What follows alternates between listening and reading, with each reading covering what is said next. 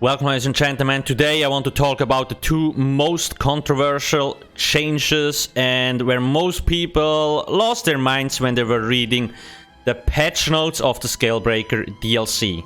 I'm Alcast from alcasthq.com. Make sure to subscribe and hit the bell so you always get notified when I upload new Elder Scrolls Online content. What do I exactly mean? When we are looking at the patch notes, there were basically two big healing changes. In general, DPS will go up next patch, even though it looks like you're getting nerfed, but that's not the case. How's it with healing? So let's take a look at the patch notes real quick. Grand healing, you have healing springs and illustrious healing. Converted this ability into a true AoE heal over time rather than a hybrid spammable hybrid heal over time effect. They increase the duration to 8 seconds, they reduce the healing by 44. And the big thing is, but you may only have one active at the time. Previously, you could spam healing springs. You could layer several healing springs on top of each other. If there's people at different locations, you could put healing springs in different locations. That will not be possible anymore. So that's this. They made a few other changes, but this is basically the big one. On top of that, they also reduced the healing per tick. Like, don't forget that. Now, when I talk about the second change, it's in the undaunted skill line. The Necrotic Orb. They reduce the cost, whatever, blah blah blah. Same thing here. You can only have one orb active at the time. Previously, you could spam several of these.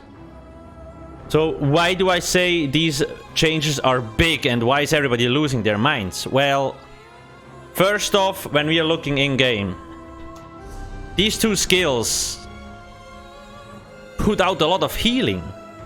And now, especially in trials where you have execute phases or phases with a lot of pressure, a lot of healing debuffs on you, will they even be possible to be healed through with these changes? A lot of people say, well, I guess Sauce didn't test it, they want us to test it. They're probably not wrong, so we will see. There is obviously alternatives, but some classes get hit harder than others, in my opinion. And if you like, let me know in the comment section below what do you think about these changes and what you might think why they made these changes. I will get into that in a second. Just quickly showcasing this. I can only throw one orb right now, right? If I throw a second one, it's just gone. Same with healing springs. I put one there, another one here. The other one goes away. Previously, if you had a tank over there, you could place healing springs. Your group was here, you could place healing springs. Same with orbs. Throw orbs in this direction, so people can synergize it. Throw orbs in this direction, so people can synergize it in this direction. Now, you have to choose. It's either one. On top of that, obviously, in the current live server, you activate the orb once, it explodes, right? Because people want to restore resources. And because people complained so much on these patch notes from the Scalebreaker DLC, PTS, they changed it so multiple people can now activate one orb. Okay? So it doesn't disappear actually. Multiple people can activate it. But still, in my opinion, it's still a disadvantage because, well, you can not throw it in multiple directions. Now, why was this done? So there's a few conspiracies or I don't know what reasons why it might have been done. First off, these two skills heal for a lot, making up between 40 to 60% of the healing sometimes in good groups. So Sauce might have just looked at the spreadsheets like, okay, these two skills make up for 50% of the healing, it's time to nuke them. That's one possible reason. The second reason that a lot of people talk about might be to reduce the lag stress on the server.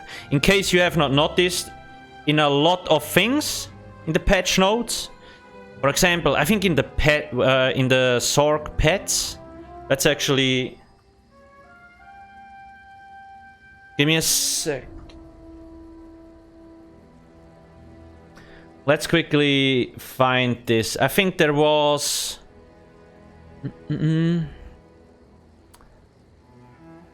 Yeah, the Zap and Kick attack from the Twilight and its morphs will now do the same damage to help reduce volatility in performance. I mean, they say such a small change will help improve server performance. So that made a lot of people curious, similar to like Endless Hail. Instead of every half second, it only ticks every second. That's again to reduce stress on the server. And the same thing might be true for these two abilities. Both in Trials and in Cyrodiil, they are spammed a lot in bigger groups, right? A lot.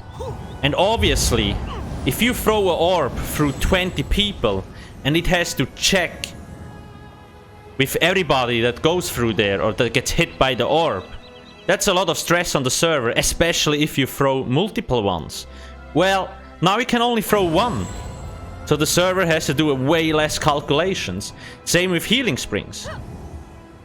It doesn't have to calculate multiple ones anymore.